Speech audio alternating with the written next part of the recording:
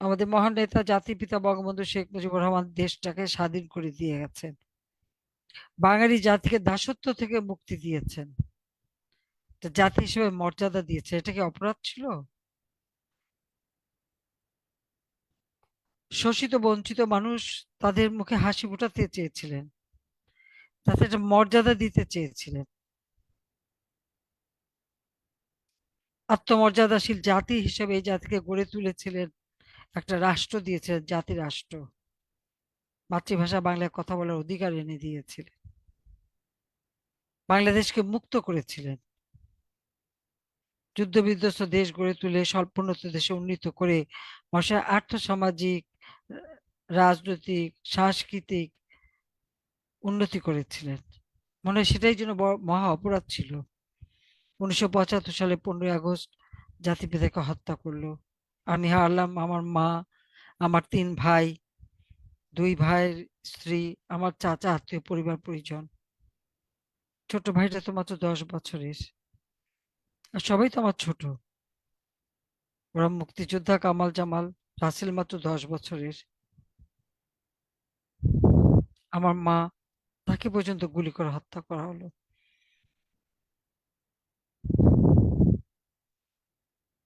দুটো বোন বিদেশে ছিলাম বলে বেঁচে যাই। একদিন শুনলাম কেউ নেই, মা বাবা ভাই সব হারালাম। আমার বোনটা মাত্র 16 বছরের বয়স তখন, রেহানার। এই বয়সে সব হারালো। দেশ নাই, ঘর নাই, বাড়ি নাই। 6টা বছর এইভাবে কাটলাম। দেশে ফিরে এসেছি, আওয়ামী লীগ আমাকে সভাপতি নির্বাচিত করলো। একটা লক্ষ্যই ছিল যে যে দুঃখী মানুষের মুখে হাসি ফোটাতে চেয়েছিলেন আমার বাবা, সবসময় একই গল্প করতেন, সেই মানুষের গুলির জন্য কাজ করব। এবং আল্লাহ আমাকে সেই শক্তিও দিয়েছিলেন, জনগণের শক্তি, সাহস, আওয়ামী লীগের অগণিত নেতাকর্মীর সহযোগিতায় আমরা কিন্তু সেটা করেছি। বাংলাদেশকে আমরা উন্নত করেছি, বাংলাদেশের মানুষের ভাগ্য পরিবর্তন করেছি, মানুষের জীবনে শান্তি দিয়েছি, ক্ষুধার্ত মানুষকে অন্ন জোগান দিয়েছি, যাদের ঘর নাই বাড়ি নাই তাদের ঘর বাড়ি তৈরি করে দিয়েছি, চিকিৎসা সেবা জনগণের দোরগোড়ায় পৌঁছে দিয়েছি। প্রত্যেকটা পরিবারের ছেলে মেয়ে যাতে লেখাপড়া শিখতে পারে, উচ্চ শিক্ষা শিখতে পারে, সেই ব্যবস্থা করে দিয়েছি। কোন কাজটা করিনি? অপরাধটা কি করলাম যে এরপরে এই 2024 সাল 5ই আগস্ট আমাদের 2 বোনকে হত্যা করবে? কয়েক মিনিটের জন্য আমরা বেঁচে যাই। আমি তো জানতাম না যে আমি দেশ ছেড়ে আসছি। আমার ভাগ্যই আমাকে টেনে নিয়ে এসেছে। হ্যাঁ, আমি দেশের মানুষের ক্ষতি করে দেশের সম্পদ বেচে বা দেশকে কারো কাছে ভাড়া দিয়ে আমি ক্ষমতায় থাকতে চাইনি। লাখো শহীদের রক্তের বিনিময়ে অর্জিত এই স্বাধীনতা, এই স্বাধীনতা সমুন্নত থাক, সেটাই আমি চেয়েছি। আওয়ামী লীগের নেতা কর্মীদের উপরে এত ক্ষোভ কেন ওদের? এরা কারা? ওই বিএনপি জামাত যারা করে এর মধ্যে অধিকাংশই তো মহান মুক্তিযুদ্ধের সময় তারা তো স্বাধীনতা বিরোধী ছিল। জামাত ইসলামের রাজনীতি নিষিদ্ধ ছিল, যুদ্ধাপরাধীদের ভোটের অধিকার ছিল না। অবৈধভাবে ক্ষমতা দখল করে জিয়াউর রহমান সংবিধানের অনুচ্ছেদ 12 এবং 38-এর কিছু অংশ মার্শাল অর্ডিন্যান্সের মাধ্যমে সংশোধন করে বেআইনি ভাবে এদেরকে রাজনীতি করার সুযোগ দেয়, ভোটের অধিকার ফিরিয়ে দেয়, খাল কেটে কুমির নিয়ে আসে। যে গোলাম আজম পাকিস্তানি পাসপোর্টে পাকিস্তানে চলে গিয়েছিল, ওই পাসপোর্টে বাংলাদেশে ফিরিয়ে নিয়ে আসে। 2024 সালের 5ই আগস্টের পর আমরা দেখলাম গোলাম আজমের ছেলে, তাকে নাকি গুম করা হয়েছে, সালাউদ্দিন কাদেরের ছেলেকে গুম করা, এর 1 বছর সব গুম করা হয়েছে। বিএনপি নেতা সালাউদ্দিন ছিল ইন্ডিয়াতে, ভারতে, ট্রাভেল ডকুমেন্ট নিয়ে ভারত থেকে বাংলাদেশে ফেরে, তাকে নাকি গুম করা হয়েছে। এখানে আমার প্রশ্ন যে এত গুম করা হলো, তো তারা এত নাদুস নুদুস হয়ে আবার ফিরে আসলো কিভাবে? আওয়ামী লীগের নেতা কর্মী তো ওই যে জেলখানায় 1 বছরের মধ্যে তারা হয় মৃত্যুবরণ করছে, নয় চলৎশক্তিহীন, অসুস্থ, এই অবস্থায় পড়ে গেছে। আর এদের আমি নাকি 8 বছর 10 বছর গুম করে রেখেছি, কিন্তু তারা তো এসছে বেশ খেয়ে দে নাদুস আরো ওজন টোজন বাড়িয়ে গায়ে চর্বি টর্বি লাগিয়েই তো ফিরে এসেছে। তাহলে গুম ছিল না তারা আয়েসে ছিল না লুকিয়ে ছিল, সেটাই তো প্রশ্ন। আবার সেই গুম খুনের মামলা দেওয়া হয়েছে, খুন কারা করছে? প্রতিদিন যে দায় মুক্তি অনুষ্ঠান, প্রত্যেকদিন এক একটা মানুষের জীবনের যে নির্যাতন। এখানে আমরা যে শুনলাম, এই যে রাজিউল শহীদ, জয়নাল আবেদিন, তাদেরকে মেরে ফেলা হলো। এছাড়া আমাদের মনির, মিন্টু, রাসেল, রিসাল, মাহমুদ, এদের সবাইকে যে নির্মম ভাবে নির্যাতন করা হলো। বাবা মা ভাই কেউ কে ছাড়েনি। বোনের গায়ে পর্যন্ত হাত, ভাইয়ের গায়ে হাত, বয়স্ক বাবা তার গালে চড়। ওদের কি বাবা মা নাই ঘরে? ওদের পিতা মাতা, ওদের ভাই বোন নাই? আসলে কি বলবো, বাংলাদেশটাকেই তো ওই ডক্টর মোহাম্মদ ইউনূস সারা বিশ্বে একটা ভাওতাবাজি করে এই লোকটা মানুষের চোখে ধোকা দিয়েছে। আমার খুব অবাক লাগে, কেউ জিজ্ঞেস করলো না যে 1990 সালে 6,000 টাকা বেতনের গ্রামীণ ব্যাংকে এমডি পদে যে লোকটা চাকরি পেল, সে লোক এত হাজার হাজার কোটি টাকার মালিক কিভাবে হলো? কিভাবে হলো সেটাই তো প্রশ্ন। তার যে সম্পদের হিসাব, প্রায় 12,000, 5,000 কোটি টাকা তো ফিক্সড ডিপোজিটই আছে তার অধীনে। পূর্বাচলে 4,000 কাঠা, 4,080 কাঠা জমি, উত্তরায় 5 একর জমি, অর্থাৎ প্রায় 15 বিঘার উপর। চট্টগ্রামে জমি। ক্ষুদ্র ঋণ দেবে যে ব্যাংক, সেই ব্যাংক থেকে নিজের বাবা কোম্পানি, যেখানে ইউনূস নিজেও মালিক, সব ভাই বোন মালিক, প্যাকেজেস কর্পোরেশন, দুলা মেয়ার, সেখানে মোটা অঙ্কের ঋণ দিয়ে তারপর সুদ মাফ করে। গরিব মানুষের সুদ কোনদিন মাফ হয়নি। আর আজকে যে যে আদালতে যুদ্ধাপরাধীদের বিচার, যুদ্ধাপরাধী কারা? 1971 সালে পাকিস্তানি হানাদার বাহিনীর সাথে হাত মিলিয়ে আলবদর, রাজাকার, আল শামস বাহিনী তৈরি করে, যারা আমাদের হাজার হাজার বাংলাদেশের মানুষকে হত্যা করেছে, মেয়েদেরকে ধরে সেনা বাহিনীর ক্যাম্পে দিয়েছে, দিনের পর দিন তাদের উপর পাশবিক অত্যাচার। তাদেরকে যখন উদ্ধার করা হয়েছে, ক্ষত বিক্ষত শরীর, ঘা দগদগ করছে, কেউ প্রেগনেন্ট, কারো মানে মানসিক ভারসাম্য হারানো, তাদেরকে উদ্ধার করা, তাদের যে চিকিৎসা করা, তাদেরকে পুনর্বাসন করা, সবই তো করা হয়েছে। যারা এইভাবে নির্যাতন করেছে, দিয়ে গ্রামের পর গ্রাম জ্বালিয়ে দিয়েছে, ঘরবাড়ি পুড়িয়েছে, লুট করেছে, তাদের বিচার করার জন্য, এই যুদ্ধ অপরাধীদের বিচার করার জন্য, যারা স্বাধীনতা বিরোধী, পাকিস্তানি হানাদার বাহিনী দোসর, তাদের বিচার করার জন্য এই আদালত করা হয়েছিল, আন্তর্জাতিক ট্রাইব্যুনাল, যে ক্রিমিনাল ট্রাইব্যুনাল যেটা করা হয়েছিল, এটা তো যুদ্ধ অপরাধীদের বিচারের জন্য, এবং সেখানে বিচার করা হয়েছে একই জায়গায়, একই কোর্টে আবার, যেখানে আবার স্বাধীনতা সার্বভৌমত্ব রক্ষাকারী সশস্ত্র বাহিনী, তাদের বিচার কি করে হয়? যারা স্বাধীনতা মুক্তিযুদ্ধ করেছে, তাদের বিচার ওই একই আদালতে কিভাবে হবে? যারা স্বাধীনতা এনে দিয়েছে, আমাদের আওয়ামী লীগের অগণিত নেতা কর্মী বা মুক্তিযোদ্ধা, তাদের বিচার ওই আদালতে কিভাবে হয়? সেটাই তো আমার বড় প্রশ্ন। তাহলে এরা কারা? এই ইউনূস কাদের হয়ে আসছে ক্ষমতায়, কেন এসছে ক্ষমতায়, সেটাই আমি জানতে চাই। আজকে অনেক জ্ঞানী গুণী প্রজ্ঞাবান লোক নেই ক্ষমতায় চলে এসেছে, তার ফলাফলটা কি? ঘরে ঘরে হাহাকার। সারা বাংলাদেশের এমন কোন ইউনিয়ন, উপজেলা, জেলা নাই যেখানে আমাদের আওয়ামী লীগ নেতাকর্মীর উপরে নির্যাতন চালাচ্ছে না। ঘর বাড়ি ব্যবসা প্রতিষ্ঠান জ্বালিয়ে পুড়িয়ে অর্থনৈতিকভাবে এক একটা পরিবারকে ধ্বংস করে দিচ্ছে, নিঃস্ব করে দিচ্ছে। ব্যবসা প্রতিষ্ঠান, মাছের ঘের, দোকানপাট, কারো ব্যাংক, কারো হসপিটাল, কারো হোটেল, যার যা ব্যবসা বাণিজ্য ছিল, এমনকি ক্ষেতের ফসল থেকে শুরু করে সবই লুটপাট, সবই ধ্বংস, লুটপাট করা, আগুন দিয়ে পোড়ানো। এই বিএনপি, শিবির, জামাত মিলে এইগুলি করে বেড়াচ্ছে সারা বাংলাদেশে, এবং ইউনূসের মদতে এবং ডক্টর ইউনূসের উম, সমস্ত তারই ইশারায়।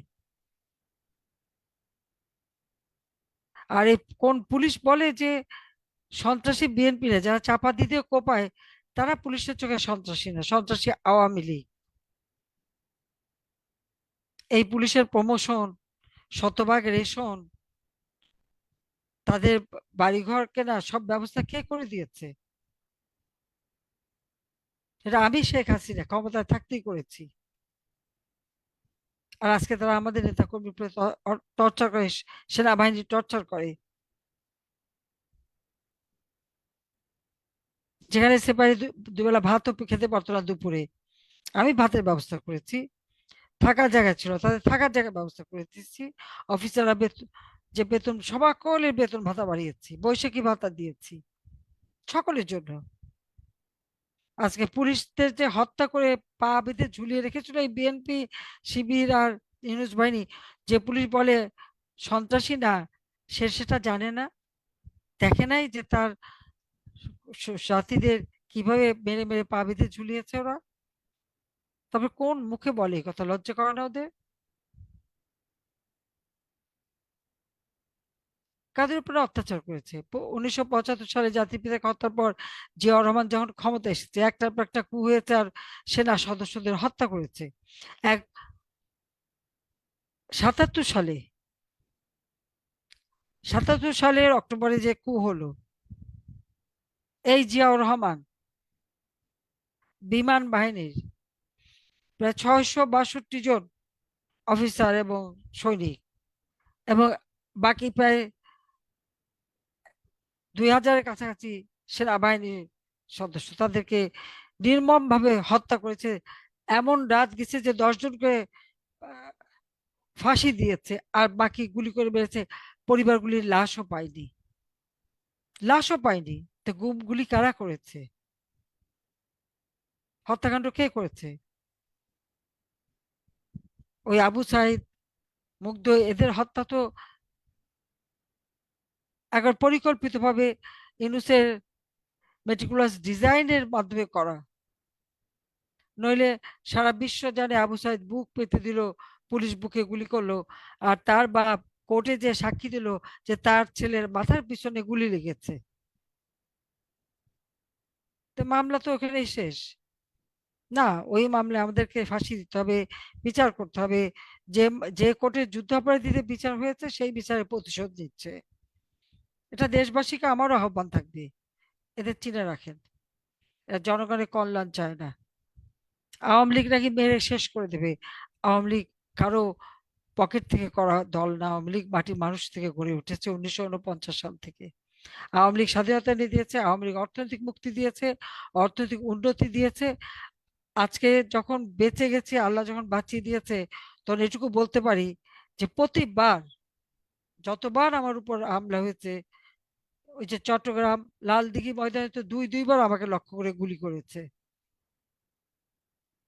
24শে জানুয়ারিতে সরাসরি ট্রাকে গুলি করেছে, 30 জন মানুষ মারা গেছিল, কিন্তু বেঁচে গেছি। 21 আগস্ট গ্রেনেড হামলা, 13টা গ্রেনেড, বেঁচে গেছি। 76 কেজি বোমা হামলা, সেখান থেকে বেঁচে গেছি। আল্লাহ যে বাঁচিয়ে আনে একটা কাজ করার জন্য। বেঁচে গেছি বলেই যুদ্ধাপরাধীদের বিচার করেছি, 15ই আগস্টে হত্যাকারী, জাতির পিতার হত্যাকারীদের বিচার করেছি, দেশকে অর্থনৈতিকভাবে উন্নতি করতে পেরেছি, উন্নয়নশীল দেশের মর্যাদা এনে দিয়েছি। আজকে সব ধ্বংস করে দিয়েছে। ব্যবসায়ীরা ব্যবসা করতে পারে না, চাকরিজীবীরা চাকরি করতে পারে না, সিভিল প্রশাসন শেষ, পুলিশ প্রশাসন মেরেই শেষ করে দিয়েছে, আনসার গুম করে ফেলেছে। এখন সেনা বাহিনী, যারা আমার স্বাধীনতা সার্বভৌমত্ব রক্ষা করবে, আজকে তাদের যখন মামলা দিয়ে বিচার করে, তো এই অবস্থায় কেউ যদি তখন বাংলাদেশ আক্রমণ করে, বাঁচাবে কে? হ্যাঁ জানি, ইউনূস বাহিনীর কাছে অর্থাৎ শিবির, জামাত বিএনপি এদের কাছে অস্ত্র আছে, অবৈধ অস্ত্র প্রচুর, লুট করা অস্ত্র আছে। আর তাছাড়া তারা AK-47 সহ অনেক অস্ত্র সংগ্রহ করে রেখেছে। ওই অস্ত্র কতদিন চলবে? তারা আশা করে পাকিস্তান থেকে এসে তাদের রক্ষা করবে? 71-এ পেরেছে করতে? পারেনি। তাহলে ওই অস্ত্রের গুলি যখন ফুরাবে তখন তারা কোথায় যাবে? এটা কি ভেবে দেখেছে? আর আওয়ামী লীগের নেতাদের নামে মিথ্যা অপবাদ, একটা অস্ত্র রেখে বলে এদের হাতে অস্ত্র, অস্ত্র যাদের হাতে সে অস্ত্র কিন্তু উদ্ধার করে না। সেটাই হচ্ছে সবচেয়ে বড় কথা। আর ইউনূস ক্ষমতা আসার পরে কি করেছে?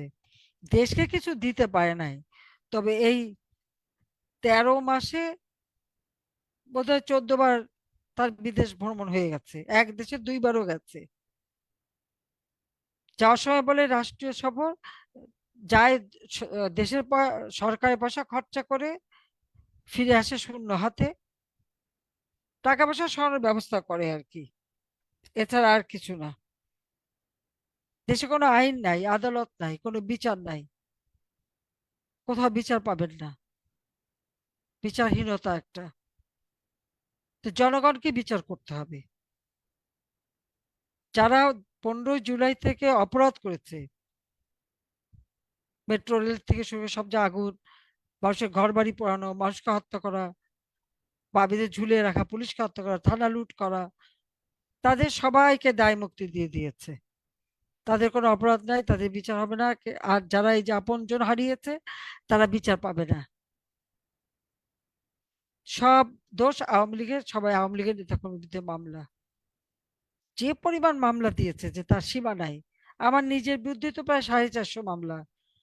আমি নাকি সব খুন করেছি। আবার জাতিসংঘের ওই এক মিস্টার টার্ক, সেই হিসাব দিচ্ছে 1400। তা আমার বিরুদ্ধে 1400 মামলা হওয়া উচিত ছিল, তা 1400 মামলা করে না কেন? যত বেশি মামলা করবে তার মানে খুন করার লাইসেন্সও দিয়ে দিচ্ছে। কাজে এই 1400 তালিকা বানায় রাখেন, যারা আপনাদের উপর আক্রমণ করছে, হত্যা করছে, সবাই তালিকা করে রাখেন। কারণ মামলা তো খেয়েছি, আর চিন্তা কিসের? শাস্তিও দেবে। তো মরার আগে একবার দেখে নেবো সবাইকে, যে আমার আওয়ামী লীগের নেতা কর্মীদের গায়ে হাত তোলা, আবার ওই দুঃখী মানুষ, বয়স্ক ভাতা, বিধবা ভাতা, প্রতিবন্ধী ভাতা, মুক্তিযোদ্ধা ভাতা বন্ধ করে দিয়ে তাদেরকে নির্যাতন করা, না খেয়ে মারা। আজকে খাদ্যের অভাবে ময়লার ভাগাড়ে যে পড়ে থাকে মানুষ, সার দিশার কঙ্কাল সার দেহ নিয়ে। এই বাংলাদেশ তো আমি গড়ে তুলিনি। আজকে ইউনূসের রাষ্ট্র চালনায় ব্যর্থতার কারণে আজকে এই ঘটনা ঘটে যাচ্ছে। এখানে মানুষের জীবনে কোনো মূল্য নাই। মূল্য বেড়েছে, চাল ডাল তেল লবণ তরি তরকারি সবকিছুর যে মূল্য বেড়েছে, মূল্য কমেছে শুধু মানুষের জীবনের। এটাই হচ্ছে বাস্তব কথা। তো আমার হারাবার কিছু নেই। একেবারে বাড়ি ঘর যা ছিল সব যেমন পুড়িয়ে দিয়েছে, সব হারিয়েছি।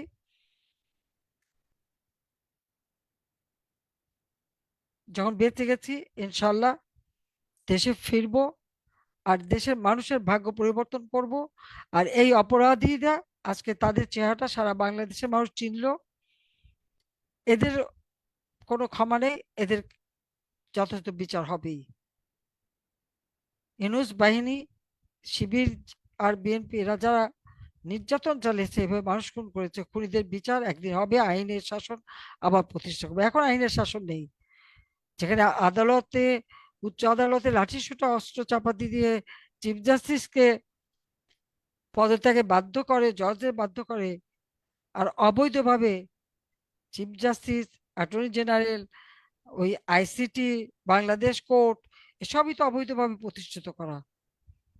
এই অবৈধ জায়গায় কাদের বিচার করবে তারা? আওয়ামী লীগের নিষিদ্ধ করে, দুঃসাহস কত! আওয়ামী লীগ নিষিদ্ধ হন না, ওরা ঘোষণা দেবার কে? আমরা জনগণের নির্বাচিত প্রতিনিধি। ওরা হচ্ছে জঙ্গিবাদ সৃষ্টি করা ক্ষমতা দখলকারী ইনুস, তার কি অধিকার আছে? কাজে অবৈধভাবে ক্ষমতা দখলকারী, অসাংবিধানিক ভাবে ক্ষমতা দখলকারী সব নির্দেশনা, সব কাজ, সবই অবৈধ। আর এই অবৈধভাবে ক্ষমতা দখলের জন্য এদের বিচার একদিন ইনশাল্লাহ হবেই। খুনের দায়ে বিচার হবে। আপনারা খালি দোয়া করেন আর মনে সাহস রাখেন। সাহস নিয়ে সবাইকে আমাদের একসাথে হয়ে ঘুরে দাঁড়াতে হবে। জনতার জয় হবেই হবে। সবাইকে ধন্যবাদ। দোয়া করবেন, আমি সবার জন্য দোয়া করি। জয় বাংলা, জয় বঙ্গবন্ধু, বাংলাদেশ চিরজীবী হোক। প্রিয় নেত্রী, আপনাকে অসংখ্য ধন্যবাদ ও কৃতজ্ঞতা। আপনার সুস্বাস্থ্য ও দীর্ঘায়ু প্রার্থনা করি। প্রিয় দর্শক, আজ এ পর্যন্তই। দেখা হবে, কথা হবে আগামী পর্বে। জয় বাংলা, জয় বঙ্গবন্ধু, জয় শেখ হাসিনা, বাংলাদেশ চিরজীবী হোক।